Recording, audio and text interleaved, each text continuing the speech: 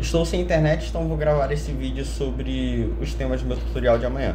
Eu vou falar sobre quimiorreceptores, que são receptores sensoriais que detectam variações no pH sanguíneo. Ou seja, algumas variações químicas no pH sanguíneo são percebidas pelos quimiorreceptores. Quais são essas variações? Concentração de oxigênio, concentração de gás carbônico, CO2, e o pH sanguíneo. Então, concentração de oxigênio para menos que o ideal, concentração de gás carbônico para acima do ideal, ou aumento do pH sanguíneo são percebidos pelos receptores quimiorreceptores, tá bem? Aí possuímos os quimiorreceptores periféricos e os quimiorreceptores centrais.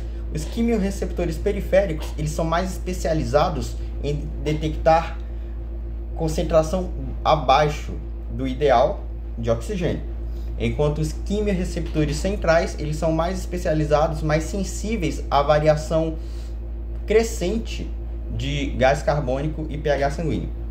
Não podemos confundir as coisas. Tanto o periférico quanto o central percebem as três variações. No entanto, os periféricos são mais especializados em perceber baixa de oxigênio e os quimiorreceptores centrais, eles são mais especializados em perceber excesso de CO2 e excesso de pH sanguíneo, ou seja, acidez. Também vou falar sobre o mecanismo de troca gasosa da hemoglobina e oxigênio entre a hemoglobina e os tecidos. Vamos lá.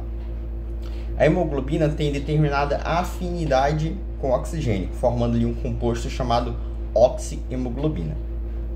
Quando a hemoglobina se liga ao oxigênio em um processo da hematose, em que o sangue deixa de ser um sangue venoso lá nos pulmões e se torna um sangue arterial e desce para as periferias do corpo, esse sangue, quando estiver próximo dos tecidos, vai pesar muito o fator da diferença de pressão parcial de oxigênio, pressão parcial de O2, onde a pressão parcial de O2, em média, tá? Há variações para mais e para menos.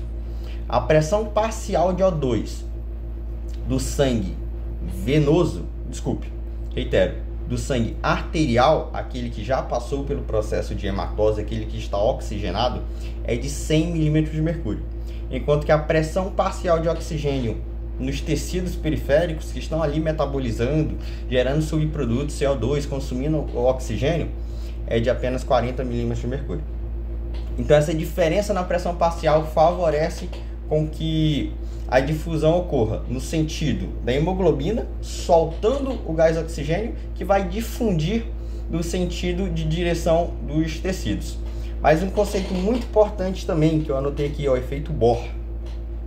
Algumas condições afetam o teor de afinidade que a hemoglobina possui com o oxigênio. Algumas condições são elas: temperatura, acidez sanguínea e concentração de dióxido de carbono, CO2. Temperatura, acidez sanguínea e concentração de CO2.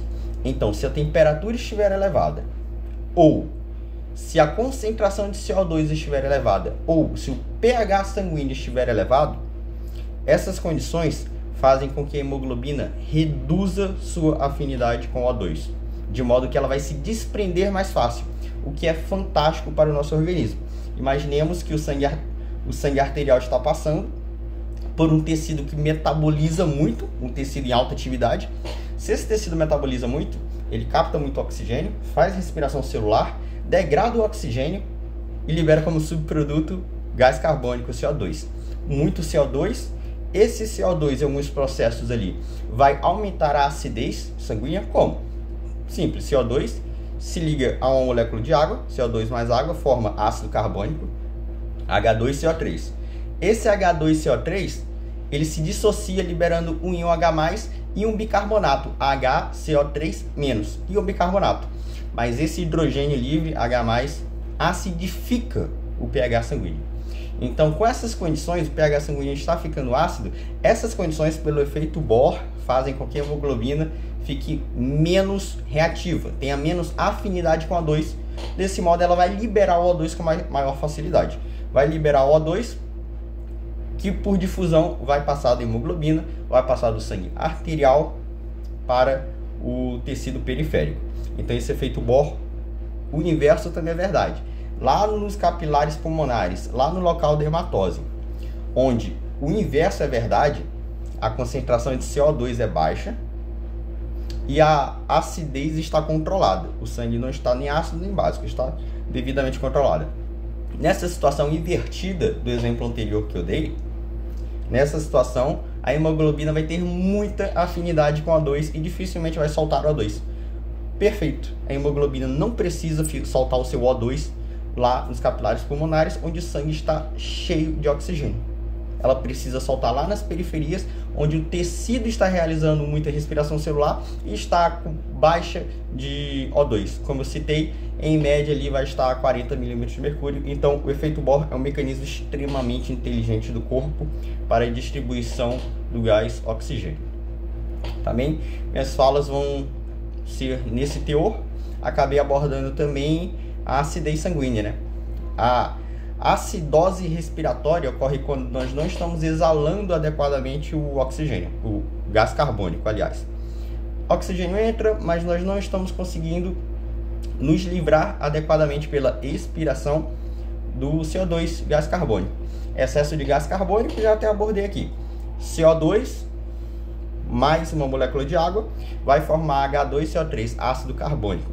Essa reação é catabolizada pela enzima anidrase carbônica, extremamente importante. E em seguida o ácido carbônico H2CO3 vai dissociar H+ e HCO3-, íon bicarbonato, íon hidrogênio solto. Esse íon hidrogênio solto aumenta a acidez sanguínea. Então, de fato, o que aumenta o pH sanguíneo é o CO2? Diretamente não. Na verdade, o que aumenta o pH sanguíneo é o hidrogênio que o CO2 vai liberar. O hidrogênio mais. Podemos afirmar, claro, a grosso modo, que o CO2, excesso de CO2 vai aumentar o pH sanguíneo. Também está certo. Mas entendamos o passo a passo. CO2 com a molécula de água, catalisado pela enzima anidrase carbônica, vai formar ácido carbônico H2CO3 que vai dissociar, formando o íon bicarbonato e soltando um hidrogênio livre no nosso organismo que aumenta o pH sanguíneo, tá certo? Por hora, apenas isso.